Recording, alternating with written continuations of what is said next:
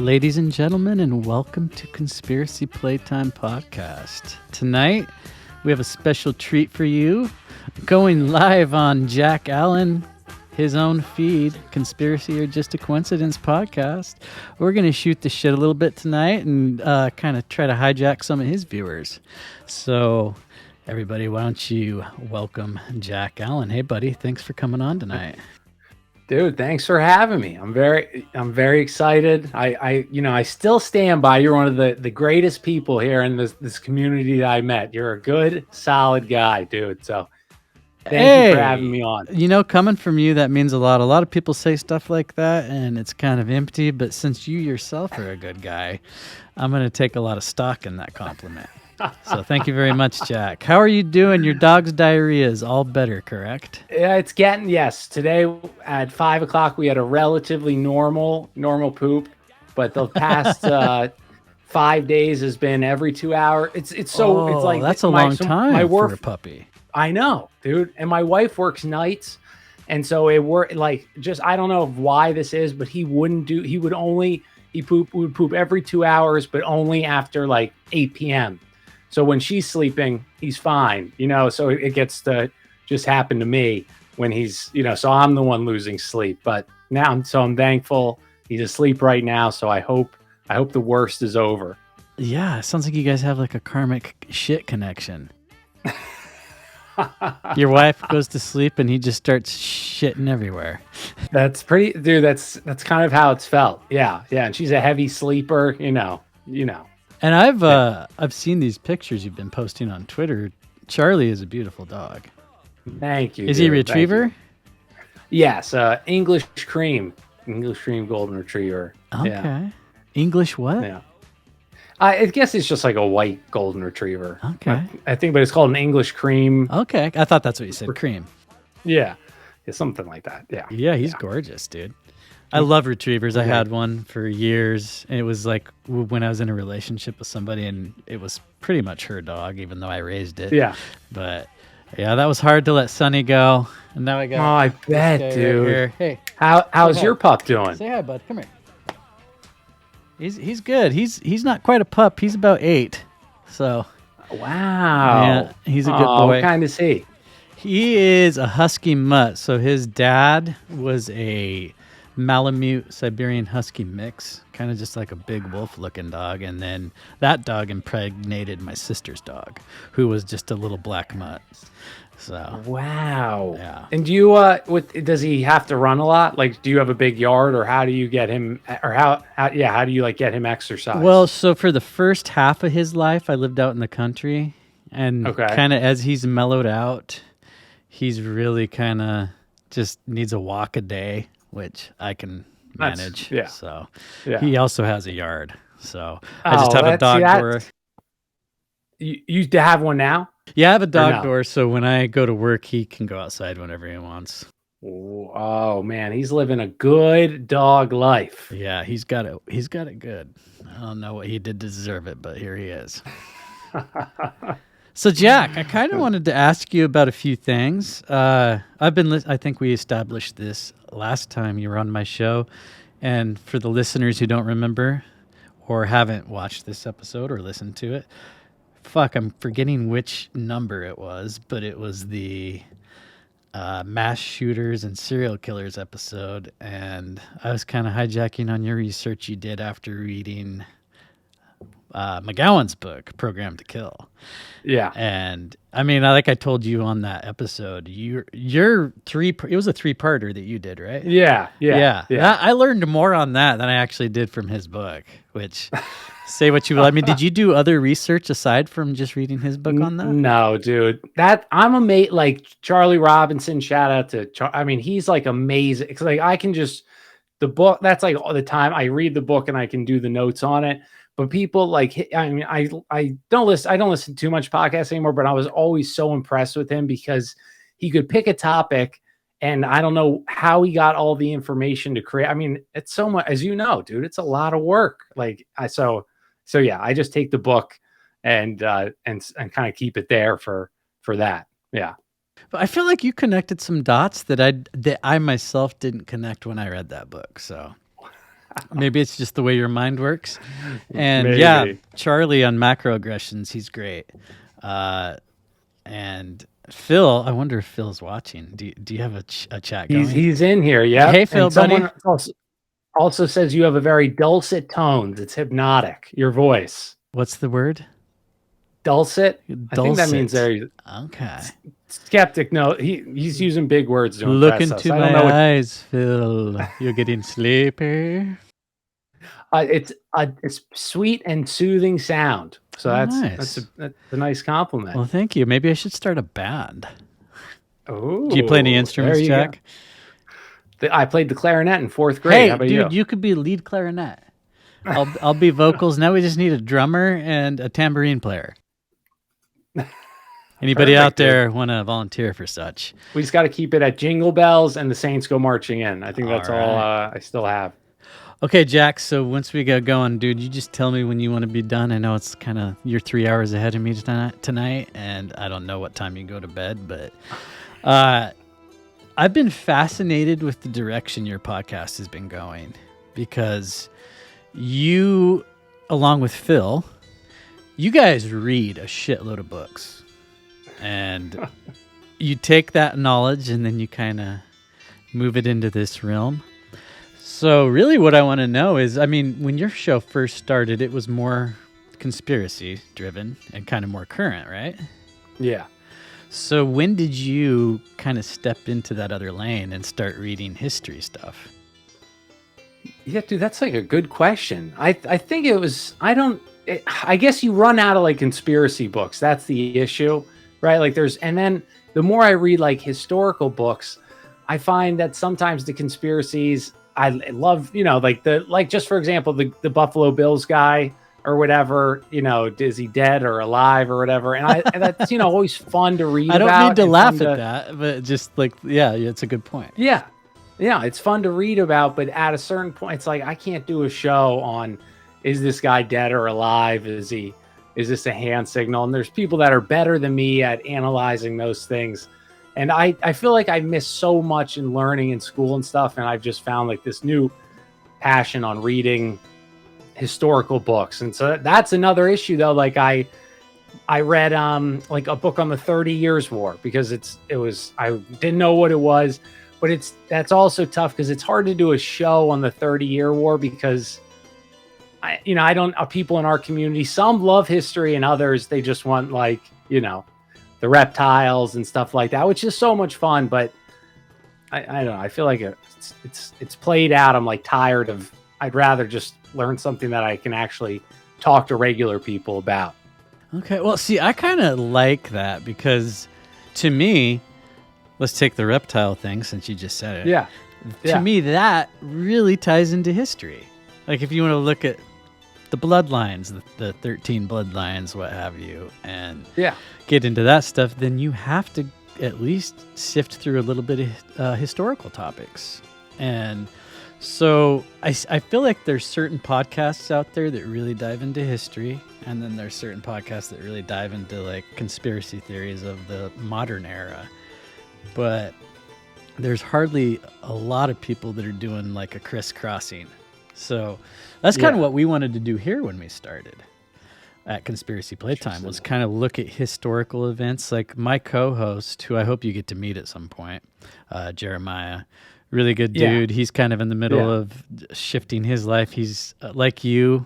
He is partnered up. He's actually not married yet, but he's engaged. They have a kid on the way. He's fixing up a house that they're moving into this week, and he still finds time for this sometimes. But so he's more of like the analytical kind of guy. Okay. And I'm just like the guy that likes to get weird. So when you put us together, it'd be like if you and I had a podcast together. Right, right. And it's a great dynamic. And I also love the way that you carry your show by yourself. I mean, you do have guests on, but I've listened to many of your episodes where it's just you talking. And you do it live too. Yes. Well, it's not because it's just because I don't edit it anyway. So I figured, and it's fun, like all the people that are here now, you probably can't see them, but some of the people give so much like other information that I haven't heard. And it feels more like we're hanging out talking. And as you know, I'm sure there's so few people in the real world that care, want to listen, have any interest in whatever the topic may be. They're so like work. People just talk, sports and analyzing a quarterback, and we all need hobbies, and I do things that are mind wasters, but I just can't. There's so few people, dude. Like, have you ever watched? There's the one guy. He's like a conservative man in the street guy, and I can't think of his name. But whenever he'll ask people in the mall or wherever questions, and no matter what answer they give, he says yes. But that's what I feel like the world is like. He'll ask like, what country, where was the Vietnam, what country was the Vietnam War fought in? And people won't know, or all these things. And dude, it's like, there's crazy things, and it's scary. Like, what two countries border America? And people and it's like, and those are extremes, but the regular average person, they still couldn't answer. They couldn't, communicate on the level of history that I want to talk about. They probably could tell you about World War II. Like, everyone can tell you the World War II. That's as far as people's historical knowledge goes. And what do they know about it, though? Really? Exactly. Like, I think I saw one of your tweets the other day, and you're saying that's like one of your favorite topics right now, correct? I know I love that topic, and I have done the CIA, all that CIA, the OSS, all, and that it's a huge moment. But I was saying that like every book. Oh, like so you said 9 out of 10. I thought you were talking about books you were reading. You're talking about books written. Yes, books, dude. Yeah, like if you go down the Audible lists or whatever, I mean and it all says the same stuff. These aren't, because I'll read conspiracy World War II books. But the regular one, dude, it's the same story. Nazis are the ultimate evil. We're the great guys coming in to save the world. And thank God for America, because without us, we'd be speaking German, And it's so far beyond this simple black and white, just like everything. But yeah. So Hast du einen Steifen? What's that? Hast du einen Steifen? Oh, is that German? It is. It's the only German phrase I mean. So my brother dated a exchange student, and I asked her, how do you say I have a boner? And apparently that's how you say it. I don't know if it's some crude translation, but hast du einen Steifen? Anyway, wow. We didn't lose that war. Have you ever, do you like Philip K. Dick? Sci-fi writer? Yeah. So do you know Man in the High Castle? Yeah. Go. So that's a trip, right? The two alternate realities kind of intermingling together through the main character. Have you ever watched the show? I've never watched the show. Read the book? No, I haven't watched the show yet. The show I've watched, like I'm watching it like now when I'm bored. So it's better. I think it's better than the book. But really, oh, dude, that's good. High praises, because I think Philip K. Dick's one of my favorite authors. I haven't read anything. I read that, and I think I read one other one by him. I mean, he was a brilliant guy too. Well, his works have influenced or straight up become so many movies. We have like, gotta remember something about Electric Sheep. Do Androids Dream of Electric Sheep? Became Blade Runner. And then you have Minority Report, one of the best science fiction movies. Ooh, I didn't know that was him. That's him. There's others. I'm blanking. It's just like every time I sit down to talk about Philip K. Dick, it all leaves me. But he also had some really crazy ideas about Gnosticism and simulation theory, which I know, like, really, yeah. He thinks that this reality, it really ended like back in the early days, and that it's just been a simulation ever since. Like, he really believed that. Ooh. So, have you seen? Oh, A Scanner Darkly. That's another movie that is based on his work. So that one is Keanu Reeves, Woody Harrelson, Winona Ryder, and it's about the surveillance state getting out of control. And you should watch that. That's a good one. Dude, how is he so, like, that is ahead of his... He was a visionary. He wasn't just an author. Wasn't he a little crazy? As most visionaries I think he was very crazy. I mean, like people in our circle. Crazy good. Yeah. I mean, it could be bad at times, but, I think that he saw reality in a way that nobody else did. And I'm not good. This is way beyond, but I had Nick Hinton on my show. Oh, yeah. Who I think is a brilliant guy, dude. He's a young kid, so smart. I mean, just his brain works differently. And I remember I think he was one of the first people I heard that say the world may have ended in 2012 and this is Right. just group consciousness. And the more every day, it's like, well, that makes more sense because the world, I can't see the world getting much crazier, and it just continues to do so. Oh, we've just started crazy. Just wait. That's my opinion. If you think it's crazy now, just wait. I agree. I mean, the next time you and I have this conversation, who knows what it'll be like? Because my prediction is they're going to take the internet from us. Ooh. And then they're going to give it back. But it's going to be like the watered down version. And if you and I are having this conversation, we're going to have to talk in code. You've ChatGPT is that. I've been hearing a little bit about it lately. Yeah. Yeah, and that, dude, I saw like the few things that like how it said it was like a social, it's just, the example, I told my dad this story. I think someone wrote like, tell me a joke about black people stealing or something like that. And it said, I can't do, or they used another group that we can't talk about, blah, blah, blah. And it said, no, I can't do that. And then it said, tell the same thing, but with white people. And it created a whole story. And the point of that I took from that, I was like, wow, like this AI is going to be more and more prevalent in our life. And if they can program it to think a certain way, definitely not good for anybody that stands outside AI. What's that? Woke AI?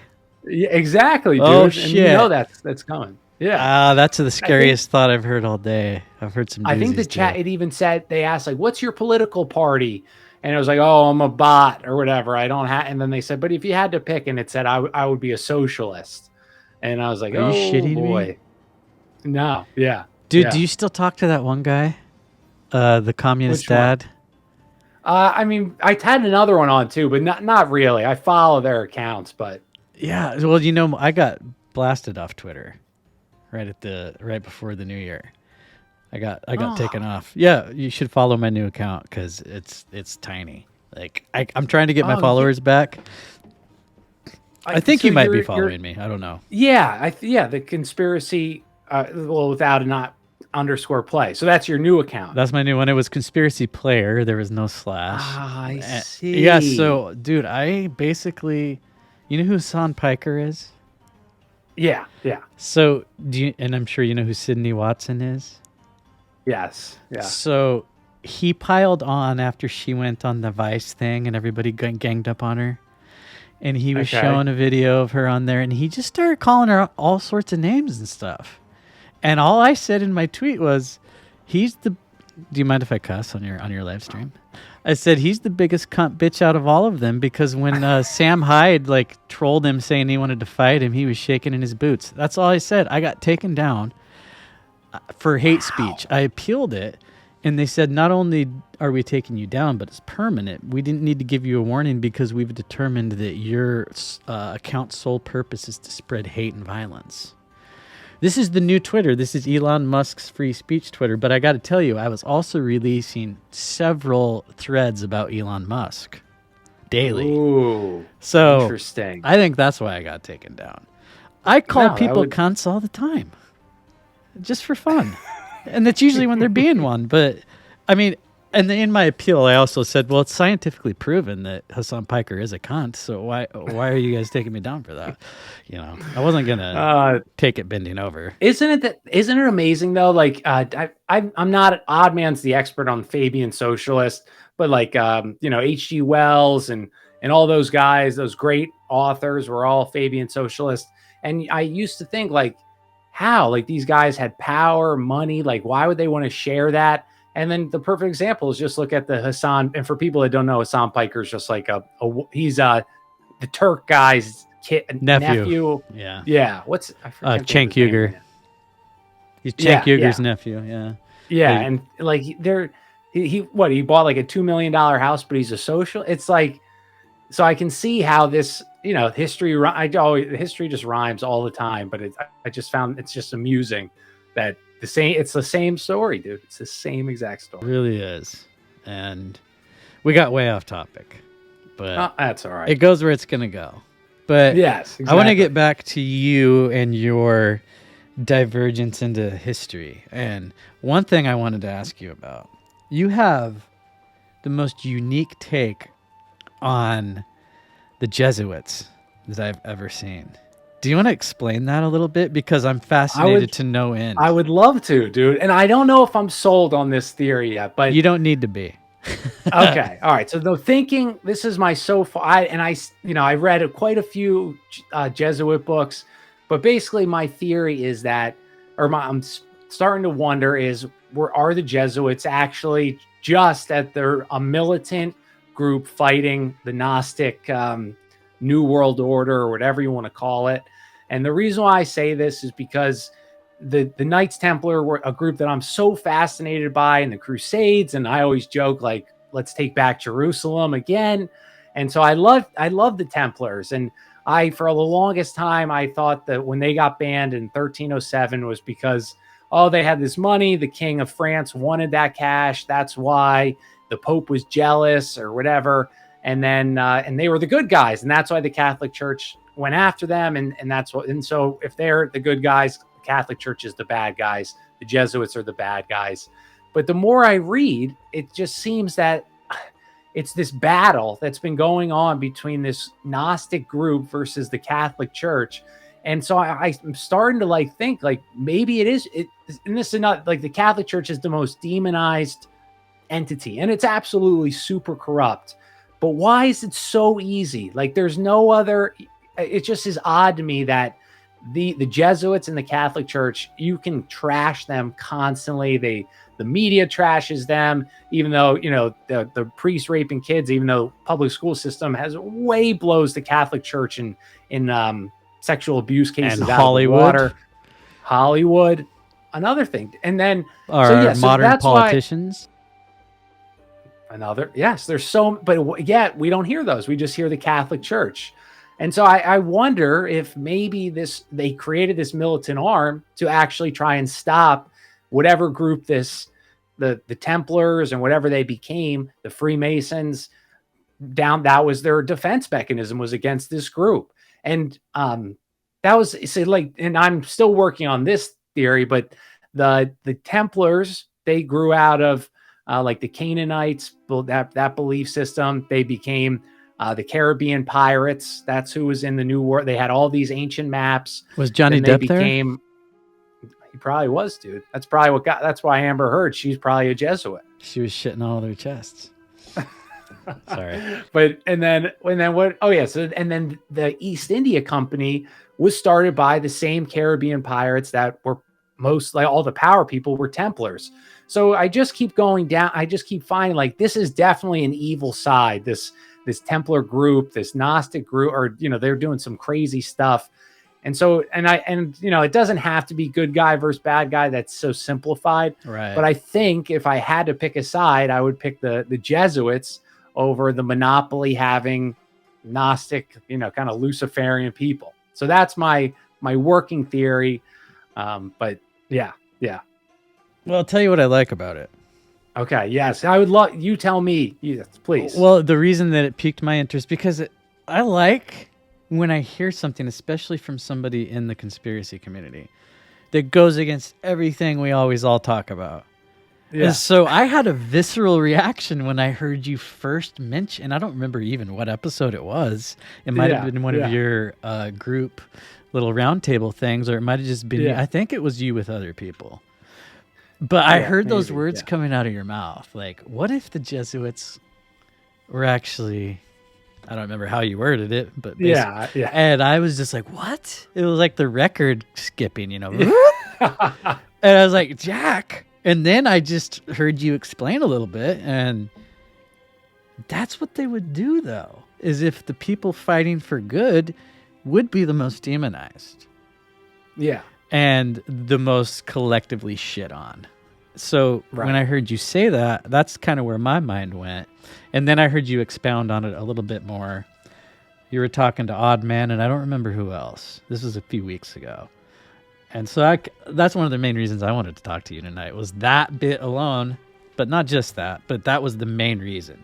So hilarious, dude. I don't know if I'm trying to think of other good and so I'm again, this is such a word. I'm not like the idea man, but I wonder if something corrupted these groups, because like the Jesuits they were a very powerful group. They were big into plays and stuff like that. But then I wonder, is it really actual Jesuits that are behind these plays? Or is it like Shakespeare, for example? All that was, popped up in the 1500s, and just plays in general. And they realized the power of propaganda through entertainment. But the people that are writing these like Shakespearean plays and all these things with all these metaphors and stuff, they're not the Jesuits, really. They're usually like these Rosicrucians or Freemasons who are always in battle with the Catholic Church. And so this would make sense that it would be the groups that grew out of Templarism, which have been battling the Catholic Church forever. I'm trying to think of the pirate examples. They found the New World, just like a Columbus, how he talk about that too. Oh yeah, talk about who Columbus was and who he wasn't, because I heard you on Deborah Gets Red Pilled talking about that. Yeah. So what was his real name? They don't know his real name. They have no idea. It wasn't Christopher Columbus. It was it was probably most likely a Jewish name. If I think so. That's who funded him. That's who and Jewish people. And it's a very in-group preference group, especially back then in the 1400s. They're not going to give millions and millions of dollars to a Gentile. Right. That's not how this works. And especially because they're going to gain some of the wealth, but the majority of the wealth is going to be going to Spain and Portugal and the Catholic Church. But yeah, that whole story is just fascinating that's who supported him. His wife, again, just what are the odds of this? His wife, she's a descendant of this one family. They're a Portuguese family. So when the Templars got ended, they went to Portugal, they went to Scotland, they went to Italy. And the Portuguese one, I think they changed it to the Order of the Knights of Christ. And to avoid the mistake, they made the king the Grand Master of their group. But some Portuguese sailor, he sailed with Sinclair. So him and Sinclair, they sailed in the New World together. They had all these maps that were from the King Solomon's Temple. And then 100 years later, the descendant of that family that sailed with Sinclair, the daughter married Christopher Columbus. So he's clearly has ties to something beyond just like, and he was a low-born, or a metal-born person. He wasn't a high noble or anything like that. This family was. And back in those days, you could not, it's like the caste system, essentially. You're not just going to marry. You can't just marry up for being a charming adventurer. And then my favorite part about the Columbus thing was, in 1492, Spain kicked all the Jewish people out of Spain. And when did they leave? 3 days after Spain kicked out all the Jewish people. So it's just so clearly Christopher Columbus, he's 95% sure he's Jewish, 100% sure he's either a Templar or working with the Templars and very closely. But it's, yeah. So that, I'm trying to think of the other really fun. The sails, or the names of the ship. They were Nina, Pinta, Santa Maria. Those weren't the original names. They had different names. The one Santa Maria is like Sinclair, the Sinclair family, and it's the Maria. It's that Gnostic story of Jesus having a bloodline. So they're taking the Santa Maria was Mary, and people think, the Virgin Mary, but it's for Mary Magdalene, and they're impregnating the New World with trying to create this utopia that they've been searching for hundreds of thousands of years, just like the Jewish people were. So the Templars and them worked together to do this. So it's like just like 9/11 is one of those rituals. This was the same thing, because they knew the world existed, but they needed a ritual to bring it into the group consciousness of everybody. So they knew where they were going. It wasn't the spice trade and like, oops, there's a big fucking chunk of land here right in the middle of our route. Right. I think I don't want, I'm sorry if you know this, but Columbus on his first trip, he didn't bring a priest. So that's odd, if he's a Catholic sailing for Spain and everyone brought a priest or whatever. If you were Protestant, a minister on your maiden voyages and all the voyages, he brought none. And, he's going to try and find this way to India and China to trade so they can avoid the pirates and the Muslims. But what does he bring to trade? These are expensive goods, spices, silk. He brings hats, glass beads, and like other weird trinkets that are made in Europe. And so, one, he could not have traded that for anything. He could not have gotten wealth. He couldn't have gotten, spices with that. But if you happen to have knowledge diaries of your ancestors that say there's native people here, they're they lack technology, glass beads would be a perfect thing to trade with them because they have not seen glass beads. Yeah, and probably looks why like funny hats? I don't know. I guess maybe they thought they liked hats, but they probably loved hats, man. They never had the sun out of their eyes before. So, have you come across anything about Africans having made it over to the New World before Europeans did? Do you know anything about that theory? I know the Afrocentric, and I just almost finished Graham Hancock's Fingerprints of the Gods. Oh, classic! Yeah, I read that so long ago. I don't remember any of it. And I wasn't. It was kind of getting into ancient alien territory, He walks which I still that like, line but for sure. Yeah. What's that? I said he walks that line for sure. Oh, Like he yeah. almost like dives full into David Icke, Bill Cooper territory, but doesn't. Yeah. But he like You're right. He stops right. But guys like us could read it and be like, "Oh, he's going there," but he never does. It's like when you watch his, and I haven't watched any of it. I've just heard a shitload of people talk about it. But his Ancient Apocalypse Netflix series, it's like it almost becomes Ancient Aliens, but it just never does. Like he's telling the same story. He's just being way more polite about it. It literally is like that George. He's gonna pop up anywhere in that the guy with the crazy hair, and he's gonna be in the book at some point. Yep. But he brought up how like the Olmec civilization. That those Olmec heads in South America, that they have the wide nose like an African American would have.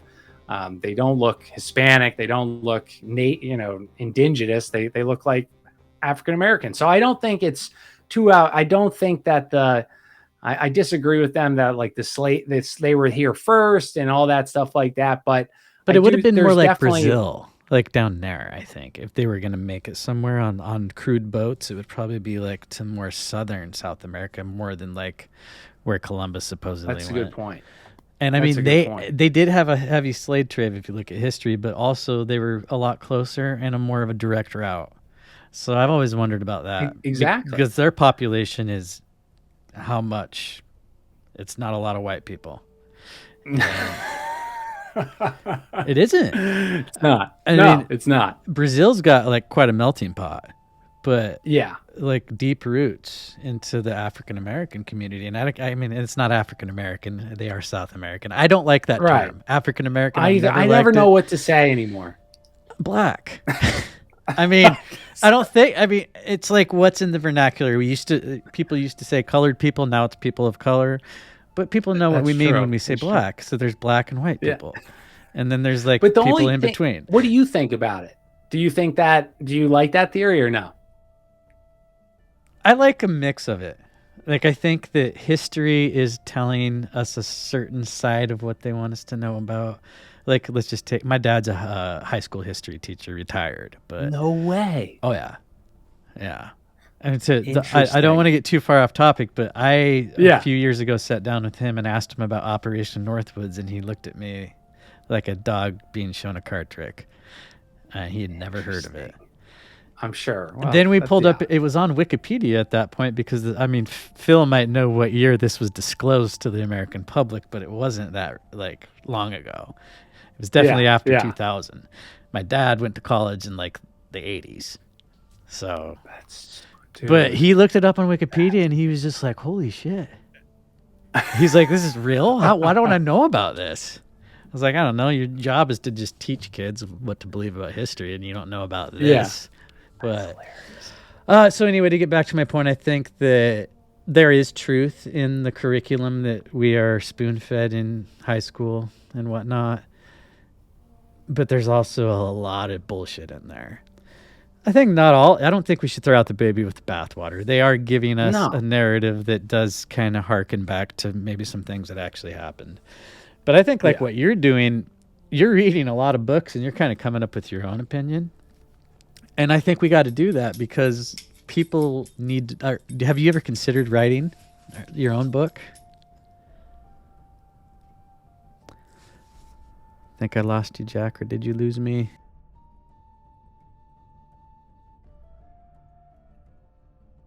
All right. Jeez, dude, I just lost power out of nowhere. Oh, Yeah, really? that was crazy. But No, okay, that's all so the right. last part, don't throw the baby out the bathwater.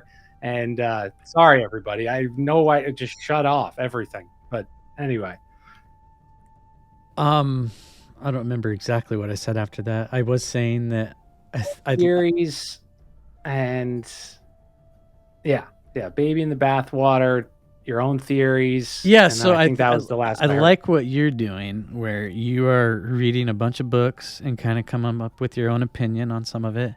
And I was asking, have you ever considered writing a book on anything? Dude, I would love to write a book. I Would think you love should, to. dude, because you haven't been looking into stuff like relatively that long, and you're already coming up with some excellent opinions. So, Well, thanks, dude. I I just think A we few need some more of that. books. We just need more new ideas, and like people can't analyze. And let's see, this is what scares the shit out of me is when you watch the news today, that's what's going to go down in the history books.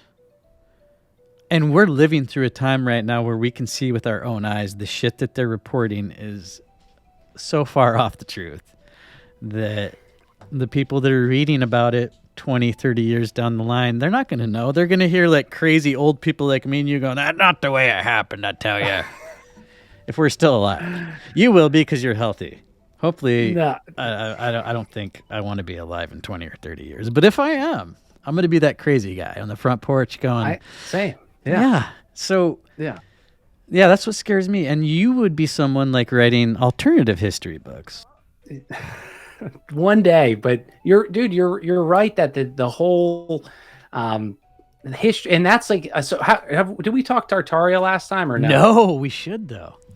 Oh, dude, I'm just fixing this goddamn bright light. So tell me because I brought that up because of the history and what's your I like to ask people this. What's your feelings on Tartaria and the I don't and know that whole enough thing? about it to have my own opinion on it. I like listening to people talk about it. And so there's Tartaria and then there's the other one, right? Like Atlantis Well, or maybe- Lemuria? Does that fit into Tartaria, like Atlantis and Lemuria? They're all like the same idea. Are they? You know, an ancient civilization that had all this technology that we lost. Okay, so Yeah. I kind of have my own idea on it without having done a hell of a lot of research. But I do All right, believe that we have had civilizations peak and fall. And kind of like what Graham Hancock and Randall Carlson talk about, to where, you know, the hunter-gatherers, the people who were living without technology would have been the ones to survive a cataclysm. But I don't know how right they have it. Like, I don't know. The pyramids, what are they? Yeah. And stuff like that. Just general. Are you gone again? Oh no! Oh no! I'm okay. here. It Can was you just hear your me? picture. Yeah. Yeah. Oh yeah. I No, was your just picture listening keeps for your freezing. next. Your next. Just these structures that we find. Göbekli Tepe, stuff like that. Yeah. And they don't really have an explanation for how they are there, or even how old they are. Like, what's the guy's name? The Egyptologist that Joe Rogan really loved, and he was the one that talked about the Sphinx. Thomas Schoenberger. Is that his name? He died recently. I think it's something. His mom's a theosophist. Like I think that's his. Maybe I'm getting him confused, but I know exactly what you're talking about. See, the thing about those guys is they're almost as bad as the mainstream history people. They come up with their own theory, and then they're like, "No, it's this." Yeah. And so what I think about all of it is, we don't fucking know. No. And why not speculate? But when you speculate, don't stand by it and die on that hill as if it's the God-given truth to like how we are. I don't think any of that's like the way to go about it. So I like people who take a loose approach to it. And I love people who are passionate and really in your face with it, but they also do that thing where it's just their way or the highway. So that's how I kind of approach everything. Well, that's why my like visceral reaction to what you were saying about the Jesuits really like it was. I don't really feel that way that often. Like somebody I respect who I know is very smart and well researched just throws something at me that just makes me go, ugh. So that's what I live for. Is just like Yeah, when there's a moment where I'm like, maybe I don't know anything about that topic. I feel that all the time. Yeah. Good. And to remain open and like the more information you take in and to be willing to flex with it, I think that's kind of what we need to do. So that was my long answer to what do I think of Tartaria. Like, is that like all the mud floods and shit too? That's in Yeah, there? it's like the airships and all those things. And for the guy that Alex for that it's a Russian Alex Fermenko. He wrote like a lot of the books on that. And Isaac Newton, he had theories that they inserted time into our past. But Ooh, I don't know I about see that. That's interesting. Oh yeah, so he wrote a book actually. Newton wrote that they inserted 1,000 years into our history, and it was the last book he wrote before he died. I think he wrote it in it was I don't know why, but it was like written in French. I don't know why. I don't know why, but it was written. It was never translated. Isaac And Newton. there you go, dude. And I love the history of France, but he and then when he died, and so then all the people that talked about the book, they said, "Oh, brilliant guy, but he went a little crazy. He got too old." But so the point I'm meaning is I could definitely see time is added into our history. I mean, the only people that could write are these clerical, monks or priests. And so how much stock are they going to write the example, or like from their side? Or are they going to, because back then they weren't neutral. They no one wrote anything like, well, in 500 years, people are going to read my manuscript and they're going to say, I just want the facts. No, they wrote these things in their perspective, their side. But so I could see history being manipulated, and like the structures we talked about, there was communication going on between civilizations that prior to 1492. But I struggle to believe that a total civilization came and was a worldwide, and they built all these structures and then they just disappeared. And the reason why I struggle with that is because it sounds again, like what all the Francis Bacon and all these people talk about Atlantis, this utopia, this golden age. Well, that's what Tartaria is. It's a golden age, and how we should go back to it. And so I just always like asking people that, because now I could agree that time's manipulated, evidence is hidden, all that thing. But the fact to think that a total global civilization that it was able to build all these beautiful things, well, then how'd they lose, dude? How did they lose to people shooting muskets who don't have this power? How the mud flood? Okay, well, the mud flood went worldwide. There wasn't, so I struggle fully being, some people are really balls deep into it, and I can't, I'm not that far, but I just like to ask people, because it's like flat earth, dude. It's everywhere. Yeah, and it's a similar topic there, flat earth, where you'll see people trying to kill each other over whether they believe the earth is flat or not, like in the year 2023, which I'm not into globe earth myself. Yes, neither am I. Flat earth, it's a heated topic. I mean, I like the hidden lands theory, where it's not just a flat earth, but it's like an infinite plane. Have you seen those maps that go out on Twitter? Some people have on there. Those are fascinating to me. And maps are a fascinating if you like maps, that Fermenko guy, he wrote like 12 books about Tartaria, and one of them's the maps. And people will bring that up, how California was an island, how either there's maps that are older but have correct information, and then maps 200 years later have incorrect information. So how did they get that information?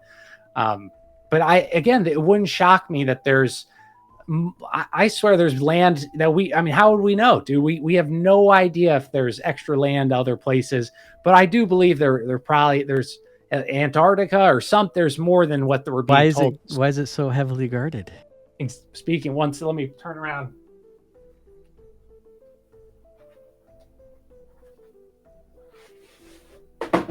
I got, I'm like big into old newspapers. So this like Indiana Jones. So this one's it says it was Admiral Byrd flies to the South Pole and back.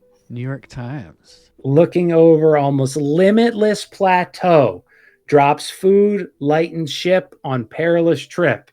And this one, though, was from the first message ever sent from the South Pole.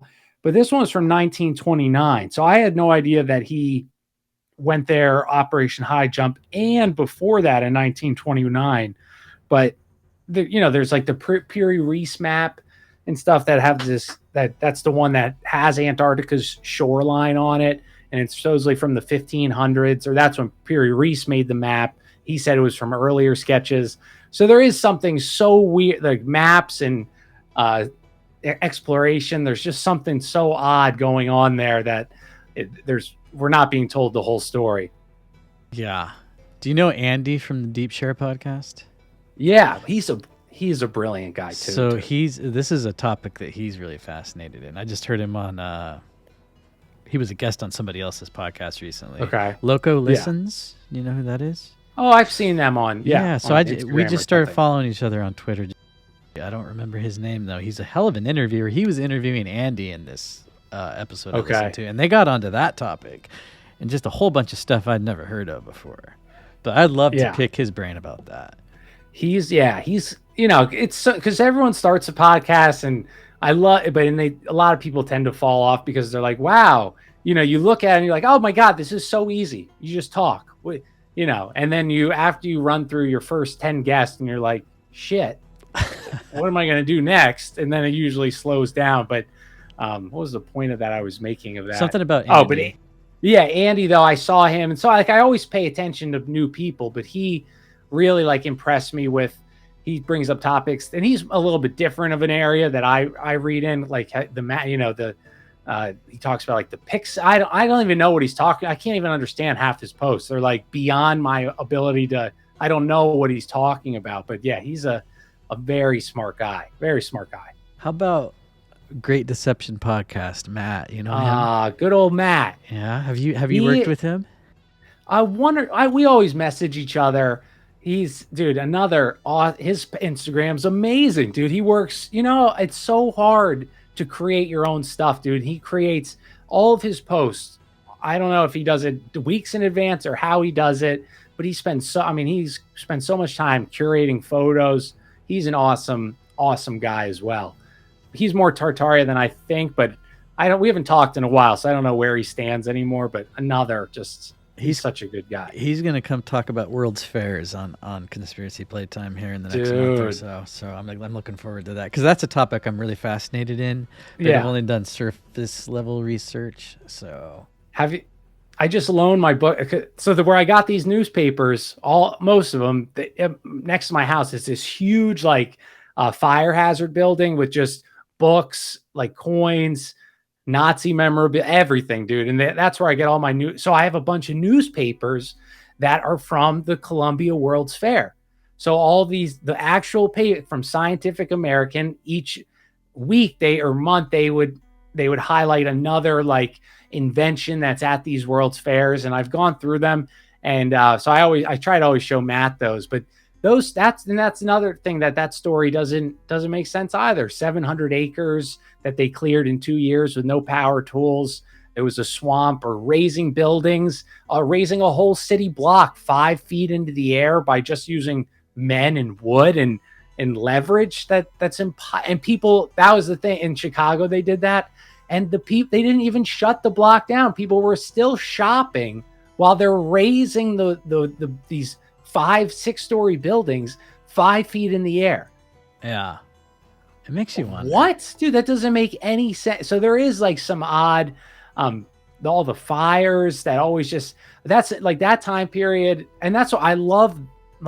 That's why I kind of moved away from World War II, because that information is so selectively displayed and it's so propagandized.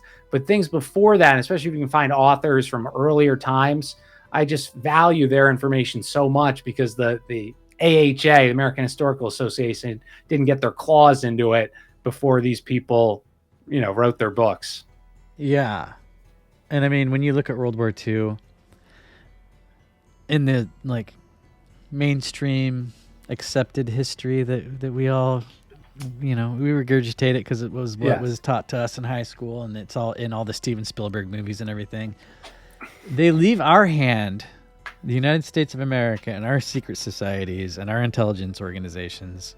That's where eugenics came from.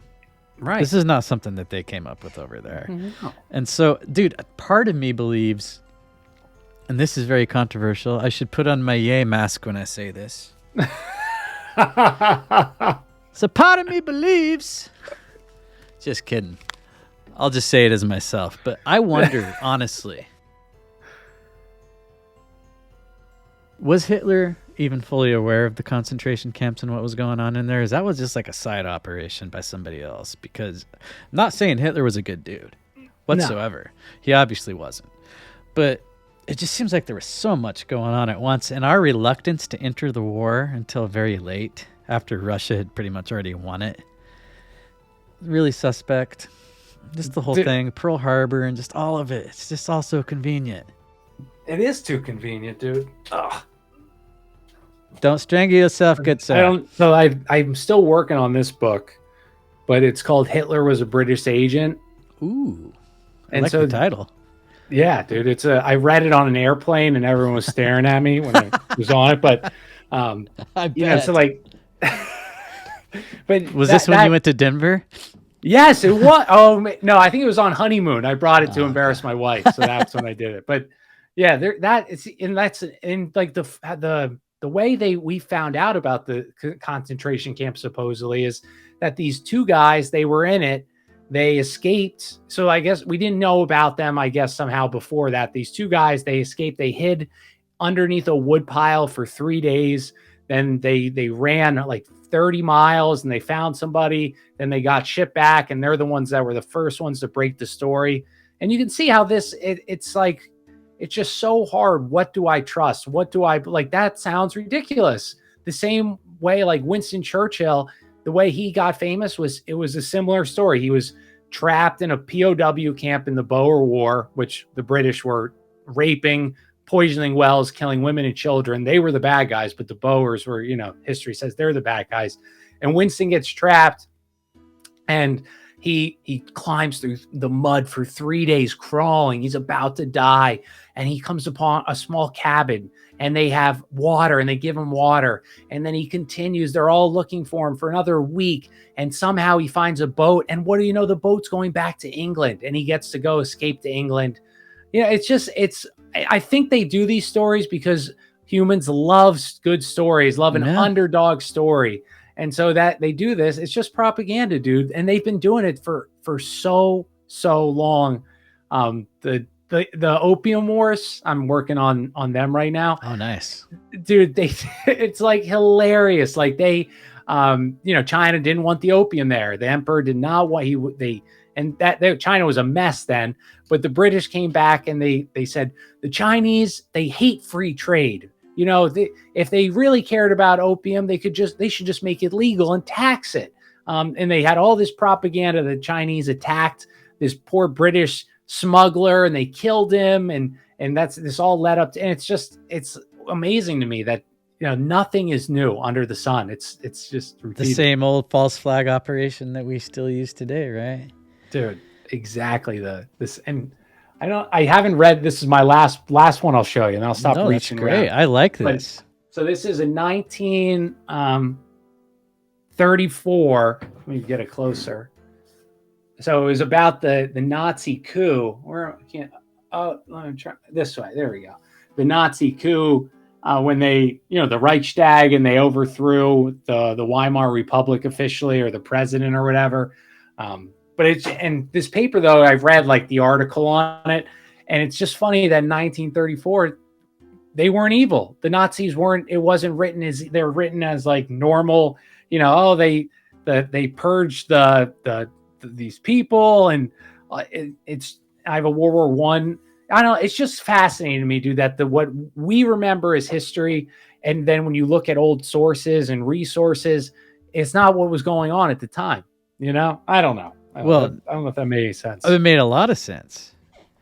And I think it kind of it can lead me to make a few predictions of today. Like I think I'd love to hear it. Well, I think Zelensky's going to be a major fucking bad guy in 20 years. Ooh. Even though he's fake. Elaborate. Okay, so well, it's basically just the same playbook that we were using with Osama bin Laden and the Taliban and the CIA fighting off the Russians in the what was it, late 70s, early 80s. Right. And I don't know if those years are right, but see, I like you and Phil, you guys soak in information, and I have like a drug-addled brain, so it's like somewhere in that area of 1970. Yeah. But anyway, I think that they're just setting it up. Like he is such on a pedestal right now, and he is he is such a demanding little twat. He goes to the White House or he goes to the Golden Globes. He's like, we need more money, we need more weapons. Long live the Ukraine. So the first sign of like he's more powerful than us, and I mean, who knows if we keep giving him everything, at what point is he just going to be able to turn it back on us or our allies? And mind you, I don't think any of it's real. Yeah. I think it's a hell of a story. And I think probably Vladimir Putin's been dead since 2019. Honestly. Ooh. Like, I don't think that guy's alive right now. I think that Russia is just, it's like you've read Orwell, 1984. Yeah. You got Oceania, East Asia, Eurasia, and that's China, Russia, and then the Western world. Mm-hmm. So another thing I think is going to happen is, and this might piss a few people off, but I don't care. You're going to see like what the swastika is today. I think at some point you're going to see the rainbow LGBTQ shit be that symbol, because it's like, right now it's one of unity, but you're starting to see how they are with it. Like, you're on board with us or fuck yeah. Like, watch TikTok. They're setting it up to be like the power symbol. And what happens when like a symbol gets a lot of power? It eventually becomes the bad guy. Ooh. So I see those two things happening at some point in our lifetime. And who knows? Have you ever heard of the CMP? So this is John Brisham's world. Have you ever heard him talk about that from when you read the documents? Yeah. Oh, no. Dude, the only time I listen to him is when he's on your show. So does he have his own podcast? He has like a YouTube channel. He just like does it. He's more like a current event. Who's connected to who? He's got a great memory brain, but that's his big idea or big claim is the CMP. And so the CMP is you have the CFR, and that's a left-leaning NGO, and then you have the CMP, which is which battles the CFR. And so I don't subscribe to his theory completely, but some of these things I could see what he means. And so he talks about how the CMP, their thing is the New World Order of love and light. And and so a lot of his Steve Bannon, who's the Russian guy whose daughter was killed supposedly, Putin's buddy. Shit, I always forget his name. Yes, I know here. Someone in the chat will say it, but he.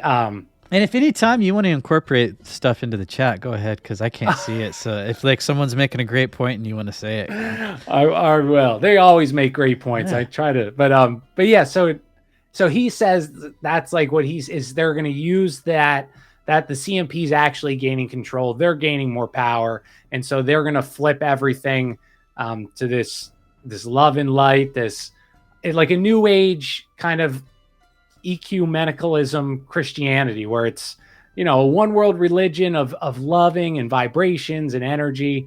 So I kind of am relating that to the rainbow thing. I think it's a great correlation. Yeah. So that's his, and sometimes I like that. The other times I struggle because the CFR just seems so much more powerful than I've never heard of the CMP. But I like, I can see what he talks about how that's where it's like that pendulum, and they're pushing that pendulum so far left that it's going to swing back. It has to. It can't keep. It already is. And so is this part of the plan to bring back Donald Trump, to bring a new leader that's going to kind of like a Hitler-esque character who's funded by the bankers, and that's you want to bring back the world to normal, and that's how they're going to usher in this new world order. So they're going to make it so crazy that you beg for the opposite. That'll be like when AOC is president. That would definitely help set that off for Oh sure. yeah. Yeah. I don't. She's one of my favorites. Like, she talks about being all for, she hates capitalism, but she goes to the Met Gala and she has like a slave holding her dress up with wearing a mask while doing it, and her fucking dress says "Eat the Rich." It's like, what's wrong with this picture? But yeah, I think that the pendulum thing, like the CFR and the what is it, CMB? CMP, Do you know- Council, or CNP, Council for National Policy. Okay, That's I'm what gonna it have is. to look into that because that's Definitely, yeah. You should talk to John. I'll introduce you Like, guys. I'd love to He'll- talk to He'll John. do. I feel like I know him already just through your show. So well, he's big on it. Yeah. what if they're just? I think they're both control. It's like two sides of the same coin. They're controlled by the same person. So the pendulum's swinging. Just kind of a way to keep us on our toes, really. Well, that's Anthony Sutton. He's written it's synthesis, antithesis, or antithesis thesis equals synthesis. So he says you control both extra ends of the extreme. You know the goal you want. You smash them together.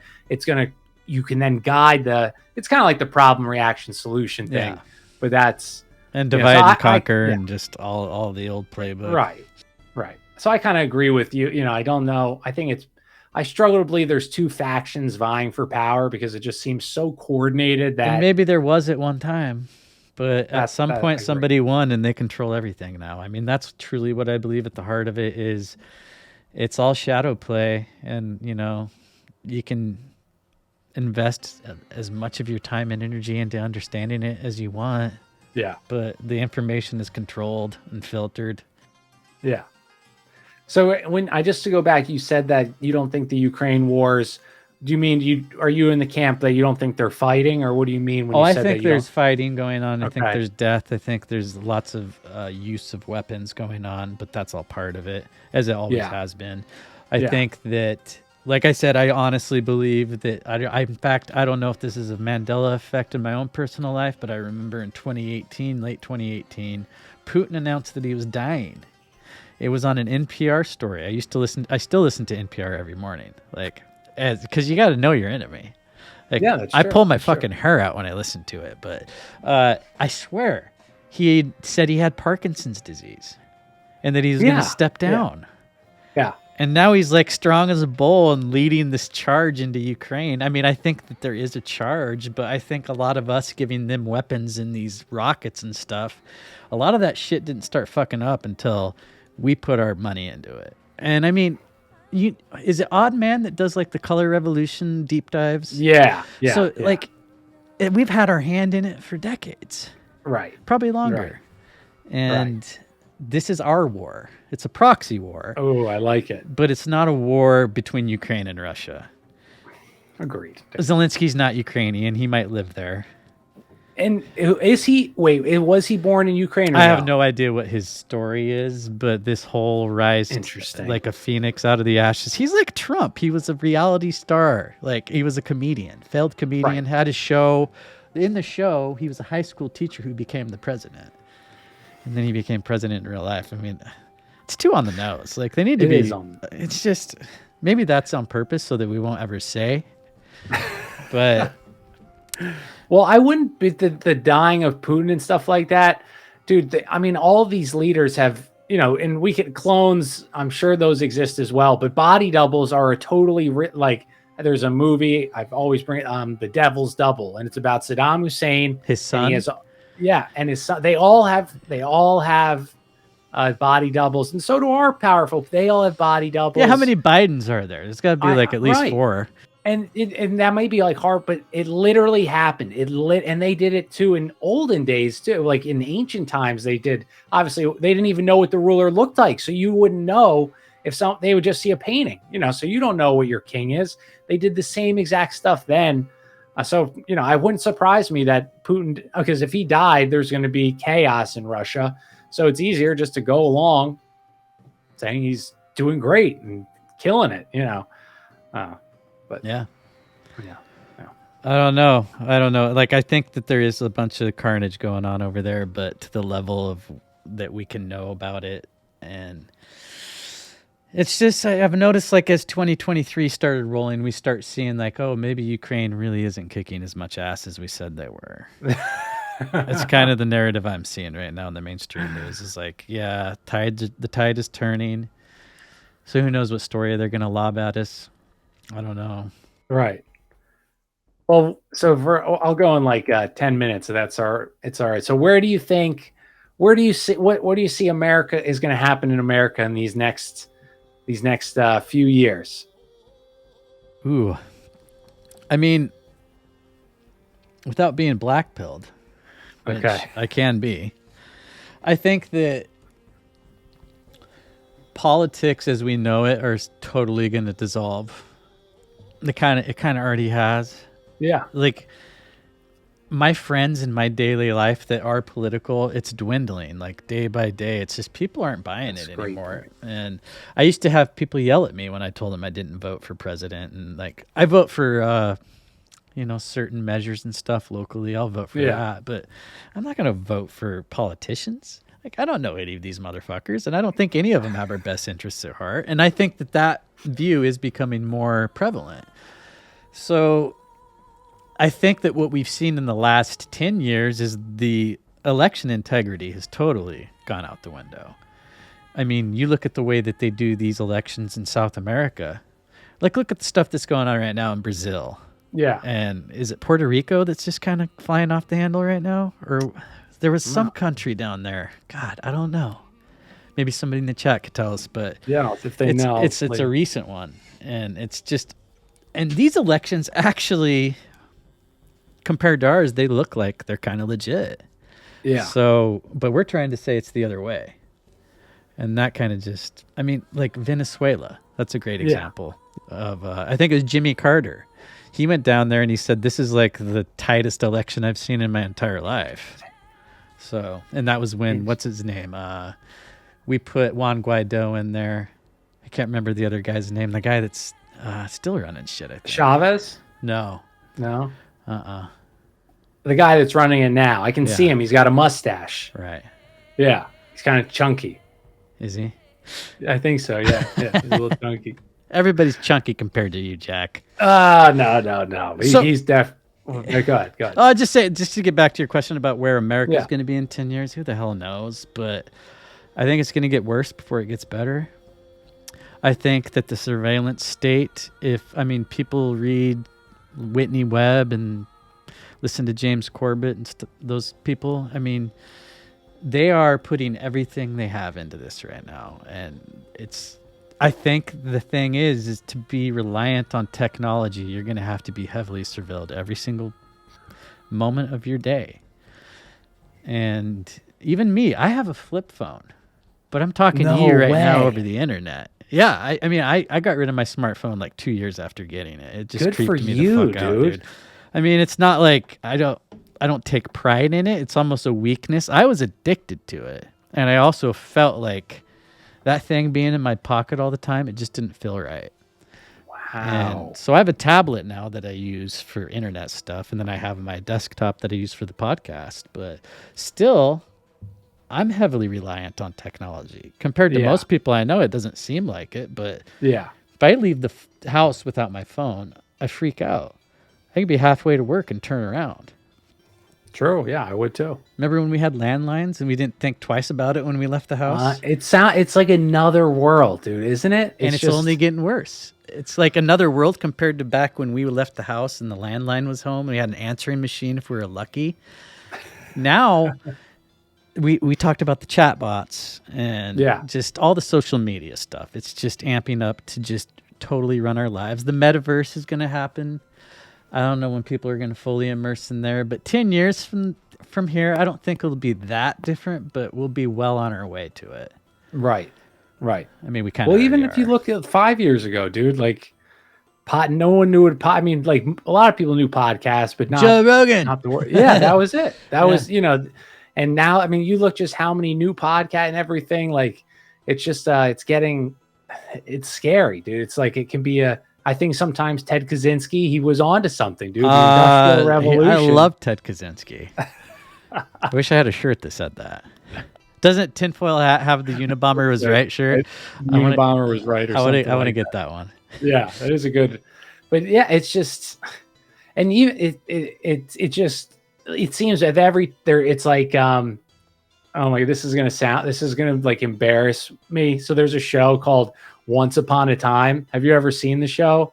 Is it like fairy tale stuff? It's like it's like the girliest, not, I can't say the G word, the lamest show in the world, but I used to watch it, and they always say magic comes with a price, but that's literally what technology is.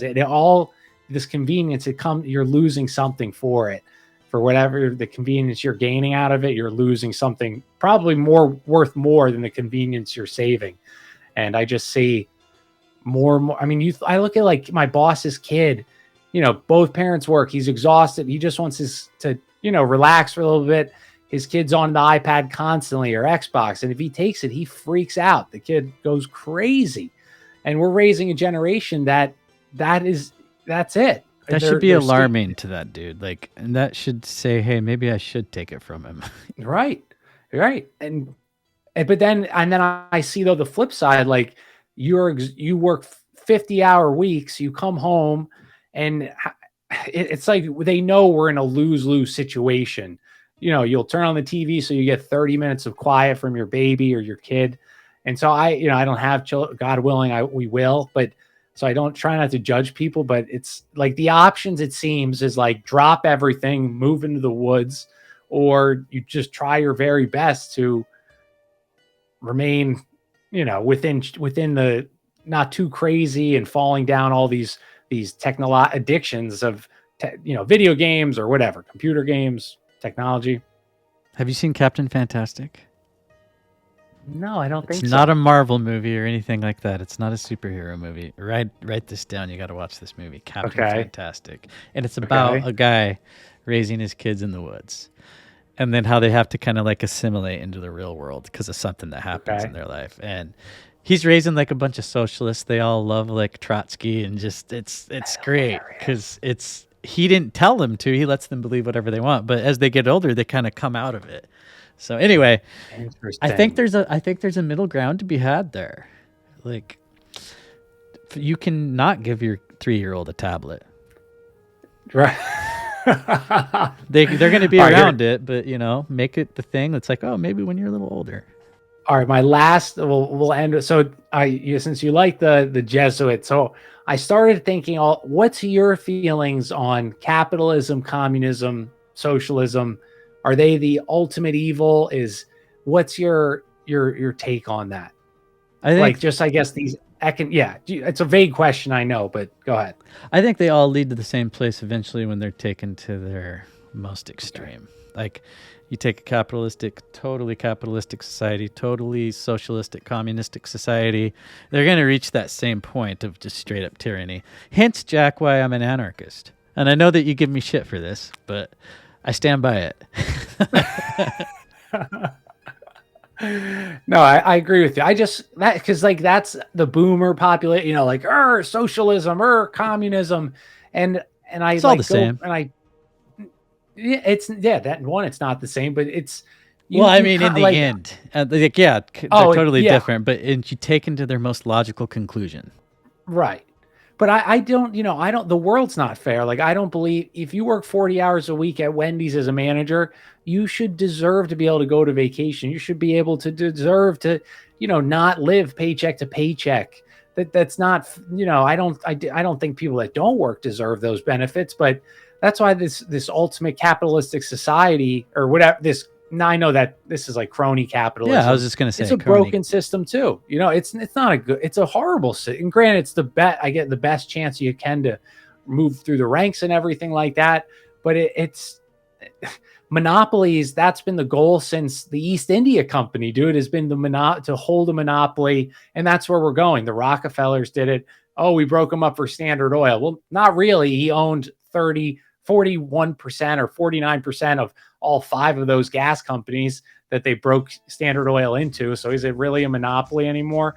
But you see, that's where this is it's both options one is just a corporate monopoly and the other is just a state monopoly. But it's the going. So that's why I just wanted to ask you that, because I see like communist conspiracy theorists, and I'm always like, they never, the guy I had on, but they never give me a good answer. I always say, like, how did you find your way? They have to fudge certain things. Like, you were talking about the Bolshevik Revolution with that guy, and he totally didn't know what the fuck he was talking about. He got all of it wrong. If he's watching this, I'd love to debate you. He's not watching it. He's not watching it. Communist Dad, cool communist dad, right? That was his name. Yeah, I think that was. I thought he was a great dude. I mean, I'm sure that we'd have beers together and have fun. Yeah. But if we started talking politics, he might not like what I have to say, and that's fine. Well, that was a good answer. I just, because I keep flipping back, and that's another thing I flip back and forth on. Like, is all of it just? Should we go back to bartering? What's the answer here? Because I think both are just so, people without morality, greed, it just overtakes everybody. I haven't seen, they kill you if you don't allow greed to run your life, and you don't want to, abuse your fellow man. And so both of them do. What Jeff Bezos, is he any better than Joseph Stalin? Maybe he didn't, actually, I don't even know however many people he actually killed, but if he had that power, I think Bezos, he's doing the same thing to businesses. He might not be putting a gun in their hand, but he's taking these people's livelihoods and on and on and on. Well, he's also got a way bigger dick than Stalin. Who, Stalin or Bezos? Bezos. Have you seen it? No. He shot it into space. I swear. He has these dick measuring contests. Like, yeah, that's what Stalin and those guys were missing, was like a way to show us how big their dick was. That's a perfect spot to end his big dick into space. Make me the title of the show. Ooh, I like it. Well, Jack, thanks, man. I mean, it was kind of like quick to make this happen, but it was last time. It just kind of works out that way. Yeah. Well, and so I thank you for having me on, Colby. And so you guys know Colby's. So tomorrow I got Phil. Phil, he's been on the show doing, he did Nixon and a few other topics. Colby's going to be on it, and Oddman. So we're going to do a historical, we're all going to pick a topic to discuss. So that's the plan, at least. So and a historical topic, right? Yeah. Well, whatever topic. Oh, it doesn't have to be history? No, it doesn't have to be, but I don't want to talk Steven Crowder. What? I know. I fucking can't believe that shit's such a big deal.